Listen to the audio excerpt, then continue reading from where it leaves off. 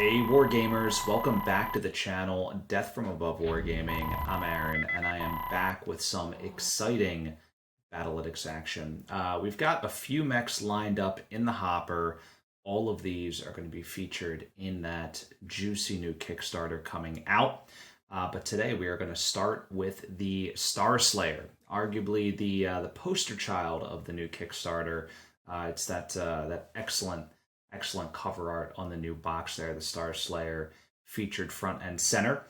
So I figured we'd start with that guy, and I wanted to look at the STY-3D. There's a lot of different flavors of Star Slayers. It dates all the way back to the Star League era. I guess they were looking to replace the Crab, and they came up with this design. So it's a 50-tonner. It's all energy-based weapons, and the 3D was upgraded in 3057.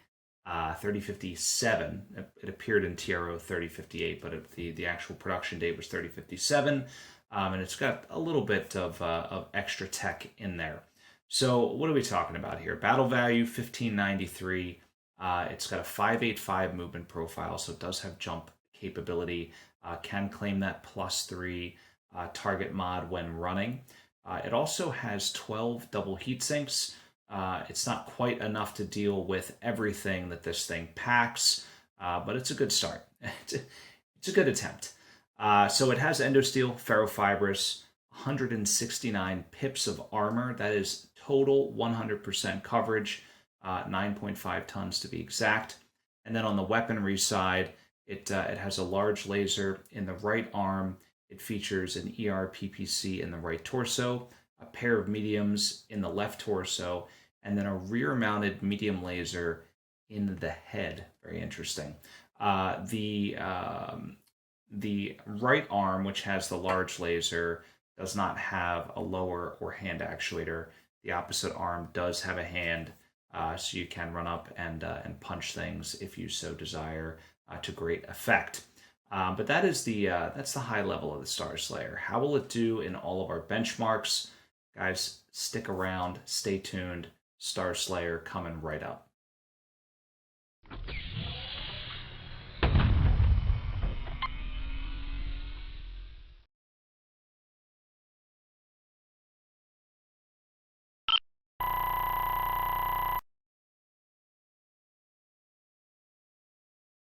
All right, and we're back diving into the offensive benchmarks of the Starslayer. The first thing you will notice is that this mech can build up some heat real quick. Once those medium lasers get into play, it can build up 6 points of heat per turn. So it's not terrible, but it is what it is. So the overall damage here, the baseline damage of this thing, and again, baseline means the engine is not going to exceed 4 points of heat. It can get 127.5 points of damage over that 12-turn period. The optimized benchmark, if we push for a little bit more heat, it will get 135.5 points of damage. So it's an increase of 6.3%.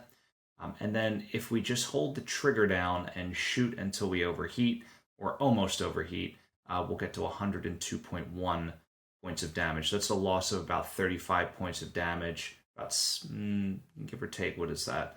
Like 6 points of damage per turn. Actually, 3 points of damage per turn. Sorry, my math is failing me. Over the course of the game. So, not a tremendous loss if you want to run it hot, but you'll definitely see a drop in damage. Now, in terms of lethality, how this thing did against the Javelin, it was respectable. 82.5% kill rate. Lethality wasn't terrible. Most of the kills that you see here are CT kills, but it does have a decent chunk, 14%. Usually the average is around 10 to 12, so a little higher than average on the head kills. And I think that's because it does have that ERPPC. It's not a clan ERPPC, so it doesn't have that instant head kill on all mechs, but on the Javelin, which has 7 armor and 3 structure, it does. So that helps out and bring that number up just a little bit. But there was a substantial number of times where there was no kill at all. The Javelin got through that gauntlet basically against the Starslayer. But it is what it is.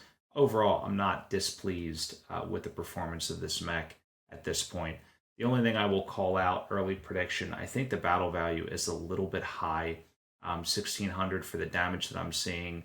You know, you can get some clan mechs for in the 2000s. I'm not going to name names, but they might be rabid and they might be coyotes, and they don't cost much more, and they do a heck of a lot more damage than this thing. I think you pay for the jump jets, and that's a thing. You know, we constantly talk about the PV cost associated with jump capability. Anyway, damage per hit on this mech is a respectable 7.7.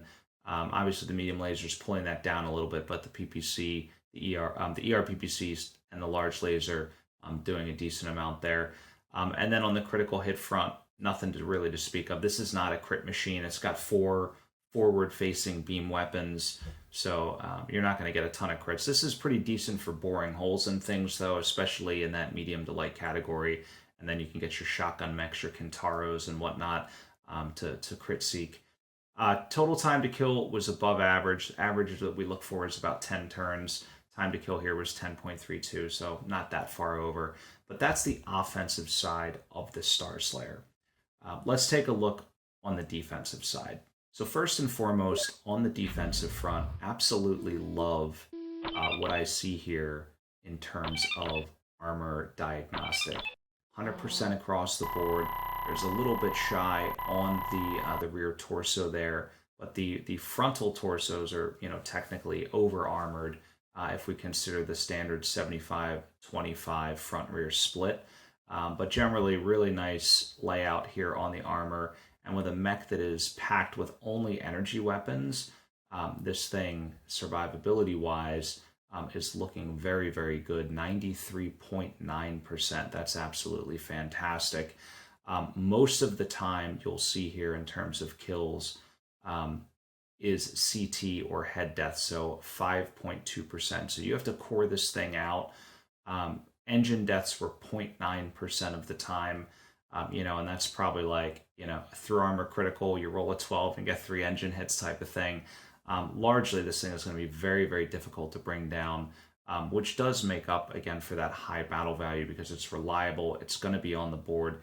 The other thing I liked about it is the way the weapons are spread out. You do have a little bit of an overload on that left side, but that's okay. I think overall it's well designed from a defensive perspective. Mobility-wise, it really doesn't see a loss. The critical slots are not packed out in the legs, but still the amount of armor, the high TMM and speed, making it a little bit more difficult to hit. So the average TMM, or target mod, I should say, across 12 turns is 2.98, and again, the maximum is 3, so excellent there. So we saw some offense. It was mediocre. Defense is looking very solid. Let's see where it ranks and stacks on the efficiency side. Okay, so here it is. Survey says 5.94 on the efficiency chart. That's respectable. It's not the best we've seen. It's not the worst we've seen. But again, this is a 3057-ish era inner sphere mech. It's not overly crammed with crazy tech. But when we look at that battle value, again, 1600, almost 1600, that really stuck out to me. And I almost want to go in the mech lab and strip the jump jets off and see what the costs would be if I did that. Gunnery sensitivity on this thing was fairly low, 0.45. Most of the weapons here, you know, again, they're direct fire. You will get a little bit of return on investment. So if you put like gunnery 0 in this thing, the absolute best, right, you're at a 6.57. I would not do that. This is the kind of mech I would absolutely run at gunnery 3. We'll talk a little bit more about the roles, but it's not, in my opinion, like a sniper mech that you're going to sit back and keep at long range forever. I would get this thing in, but we'll talk about that again in a minute. No spoilers. Overall effective damage by gunnery, you can see it climbing a little bit, but I don't know. Gunnery 3 really looks like a sweet spot for me. 1900 BV modified, you know, for a 3.5, that seems pretty solid.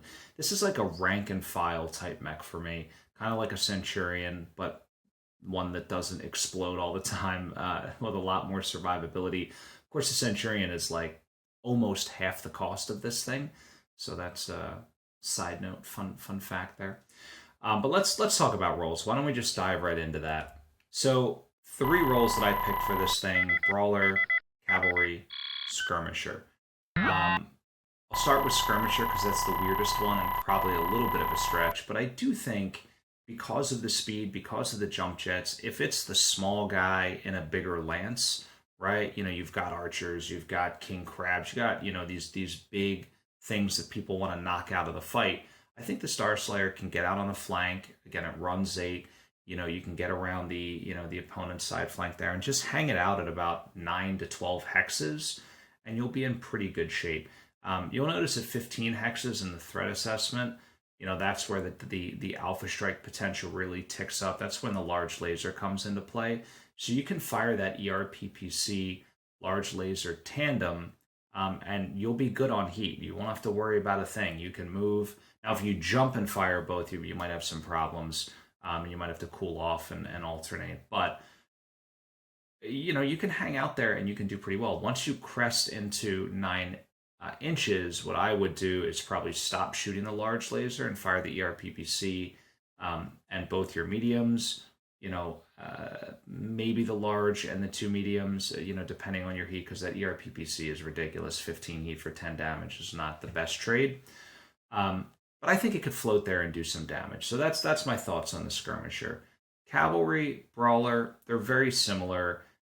If you just want to get this thing up and personal, this mech, I think, can do very well. In fact, it's doing its peak damage at 3 inches, right? That's where you're, you know, where everything's at short range, essentially, and your ACD cap is going to be at its best, which is 83.3%. What that means is if you shoot everything, you roll the dice at that range, you can expect to, on average, do 83.3% of your total alpha strike capability. So overall, what do I like about the Starslayer? I like the speed. You know, it's a personal preference. Don't hang me over it. I'm not a huge jump jet guy. I know some of you folks absolutely swear by them. You think they're the best thing, and that's fine. Everyone has a different play style. I like my boots on the ground. I don't think they're worth the battle value. That's just me. So that's something I would strip off and swap out. I love the armor profile on this mech. It's absolutely phenomenal. And I do love an ENE loadout where you're just, you know, you don't have to worry about ammo explosions or running out of ammo, right? It's very solid. I wish it had a little bit more long-range punch. I would almost rather see maybe an Intersphere ER large or something along those lines in the mix here, and maybe drop those jump jets for more heat sinks, more double heat sinks. I'd have to look at the crit, basically the crit layout. It may not have the space for it with the ferrofibers and the endosteel, but that's just a thought. But overall, I think the Starslayer is a great mech. I'm excited about the new mini. I hope you guys have been watching Jump Point. I think it was the first episode where Tom did a render blender on the Starslayer, and it looks great. I mean, it looks absolutely fantastic. So very excited to get my hands on that miniature. But overall, let me know what you think about the Starslayer. Let me know your favorite mods and tweaks, what your favorite variant is.